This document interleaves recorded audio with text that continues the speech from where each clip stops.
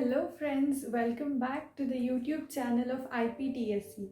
IPTSE stands for Intellectual Property Talent Search Examination, an IP Olympiad first of its own kind. These days we get to hear about patents and licensing very often.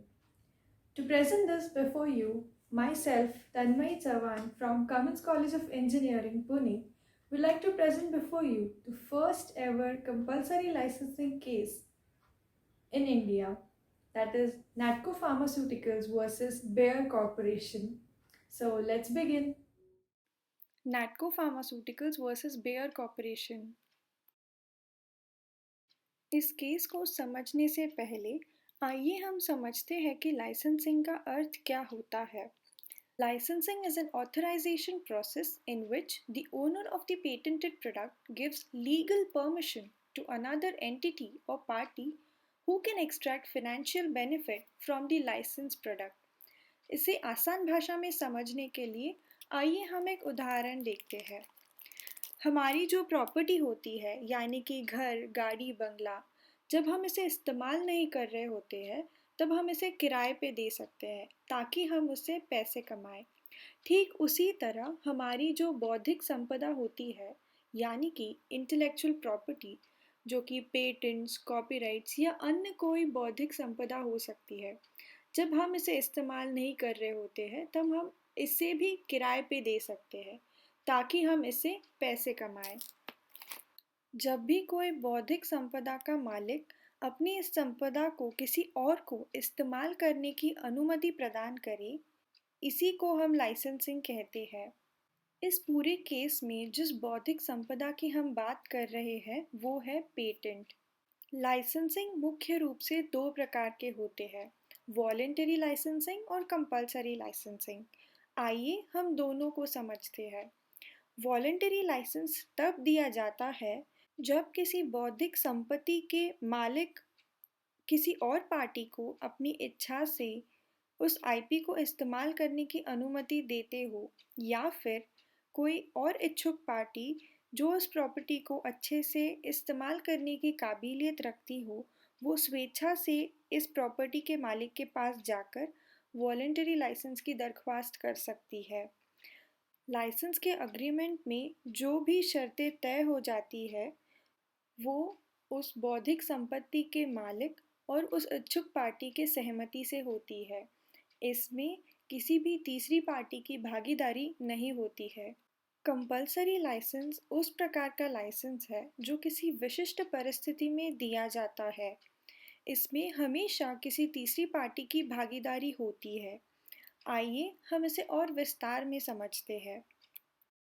Compulsory license is the legal permission given by the government to a capable party to make, use and sell a patented product or a process without the permission of the patent owner. जबकि हम जान चुके हैं कि compulsory licensing होता क्या है, अब हम देखते हैं कि ऐसी कौन सी परिस्थितियां आती है कि जिसमें पेटेंट के मालिक की अनुमति भी नहीं ली जाती है. In case of national emergency और एक्सट्रीम अर्जेंसी यानी कि राष्ट्रीय आपातकाल, वाइटल पब्लिक हेल्थ नीड्स, जब सवाल समाज के सेहत से जुड़ा हो जैसे कि कोई वैक्सीन या दवा हो, तब कंपल्सरी लाइसेंस दिया जा सकता है. इंडियन पेटेंट एक्ट 1970 के दायरे में कंपल्सरी लाइसेंस के बारे में कुछ नियम लिखे गए हैं. आइए हम उसे समझते हैं. The provisions under the Indian Patent Act 1970 Section 84A allows application for compulsory licensing only after completion of 3 years from the date of patent grant on any of the following grounds. First one, public demand of the patented invention has not been satisfied. अगर वो patented product उतनी मात्रा में उपलब्ध नहीं किया जाए ताकि वो समाज की मांगें पूरी कर सके. कोई भी पेटेंटेड प्रोडक्ट सस्ते दामों में उपलब्ध नहीं किया जा सके. Third one, patented invention is not being work और is not operational in the territory of India, यानी कि उस पेटेंटेड प्रोडक्ट का उत्पादन भारत में नहीं हुआ हो. इन तीनों बताए गए शर्तों में से किसी भी एक शर्त की पूर्ति अगर पेटेंट ग्रांट होने के पहले 3 सालों में नहीं हुई हो तो 3 सालों बाद कंपलसरी लाइसेंस दिया जा सकता है।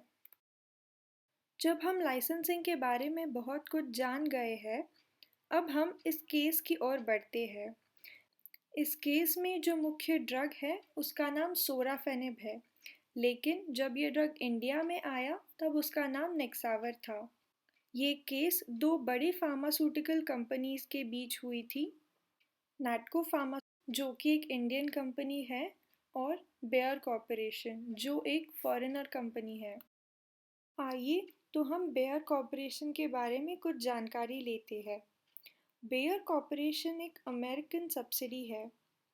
इन्हें पेटेंटी भी कहा गया है क्योंकि इन्होंने अपने देश में सोराफेनिब नामक ड्रग के लिए पेटेंट फाइल किया था। उन दिनों में लिवर और किडनी के कैंसर ट्रीटमेंट के लिए ऑपरेशन की सुविधा नहीं थी, इसलिए ये ड्रग बहुत महत्वपूर्ण था। इस ड्रग के कारण मरीज की जिंदगी कुछ महीनों या सालों से बढ़ाई जा सकती थी।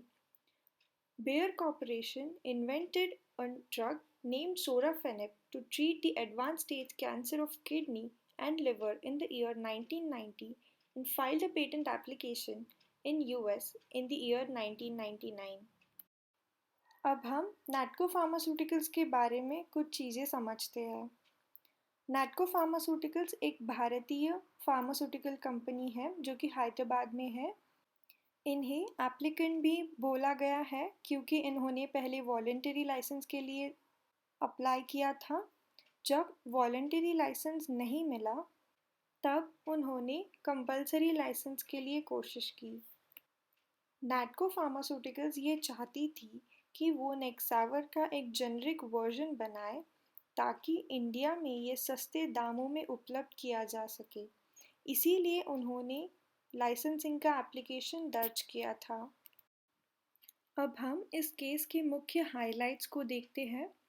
After patenting the drug sorafenib in US, Bayer filed a PCT application in India in the year 2000. Patent application दर्ज करने के कई तरीके होते हैं, उन्हीं में से एक है पीसीटी एप्लीकेशन। बेसिकली होता क्या है कि जब कोई पेटेंट फाइल करने के बाद जो राइट्स उस पेटेंट के मालिक को मिलते हैं वो टेरिटोरियल होते हैं, यानी कि उस देश में सीमित होते हैं। अगर हम चाहते हैं कि हमें ये प्रोटेक्शन दूसरे देशों में भी मिले तब हमें ये पेटेंट एप्लीकेशन उन देशों में भी दर्ज करवाना पड़ता है। हम ये पहले देख चुके हैं कि बेयर कॉरपोरेशन एक यूएस बेस्ड कंपनी है, इसीलिए उन्होंने अपना पेटेंट पहले यूएस में फाइल किया। जब उन्हें लगा कि यही पेटेंट भारत में भी दर्ज करवाना चाहिए, यानी कि अपना देश छोड़कर किसी और देश में दर्ज करवाना होगा, तब उन्होंने पीसीटी एप्लीकेशन दर्ज किया। पीसीटी का फुल फॉर्म है पेटेंट कोऑपरेशन ट्रीटी। ये हमें अंतर्राष्ट्रीय स्तर पर पेटेंट एप्लीकेशन दर्ज करवाने के लिए मदद करता है। In 2005, Bayer launched the drug in India under the trade name Nexavar. इसी सोराफेनिब ड्रग का नाम भारत में नेक्सावर रखा गया था। जब भी कोई पेटेंट एप्लीकेशन दर्ज करवाता है तो उसे ग्रांट होने में कई साल लग जाते हैं, कम से कम 3 या 4 साल लग ही जाते हैं। इस केस में हम देख सकते हैं कि बेयर कॉरपोरेशन को 8 साल लगे अपना पेटेंट ग्रांट करवाने के लिए। In March 2008, the patent was granted. Bayer started selling and importing Nexavar in India, but the drug was overpriced for about 2.85 lakhs for a month's course. ये ड्रग जब भारत में उपलब्ध किया गया था तब वो बहुत ज़्यादा महंगा था। इसी को मद्देनज़र रखते हुए नैटको फार्मा ने बेयर कॉरपोरेशन से वॉलंटरी लाइसेंस की दरख्वास्त की ताकि वो इसी ड्रग का जेनेरिक वर्जन बना के लोगों को सस्ते दामों में बेच सके, जो कि 8,800 रुपये था। Considering the exorbitant prices of the drug, NATCO approached Bayer Corporation for a voluntary license to produce and sell the drug at a much lower price. But Bayer Corporation declined the request for voluntary license. NATCO Pharmaceuticals को voluntary license नहीं मिला. Meanwhile, Cipla had started selling the generic version of the drug without seeking any license. इसी दौरान Cipla company ने नेक्सावर का generic version बना के कम दामों में बेचना शुरू कर दिया था. In July 2011, NATCO approached the Controller of Patents to request for a compulsory license for Nexavar. जब voluntary license नहीं मिला, तब NATCO ने compulsory license के लिए कोशिश की. Bayer Corporation appealed in the Bombay High Court with the contention that developing such drug means investing time, money and efforts in the research and development and hence must be given the rights to exercise their monopoly. Bayer corporation का इसके ऊपर ये कहना था कि उन्होंने इस drug को बनाने में काफ़ी समय और पैसा खर्च किया था, काफ़ी मेहनत भी की थी. इसी कारण वो अपनी ड्रग का लाइसेंस किसी को देना नहीं चाहते थे. Bayer Corporation also pointed that the drug was made available at an economical price by other company. Thus, compulsory license was unnecessary.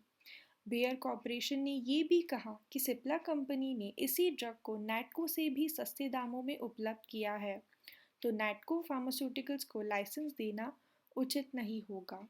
But despite all these arguments, NATCO Pharmaceutical Limited was the first entity to be granted a compulsory license in India in March 2012.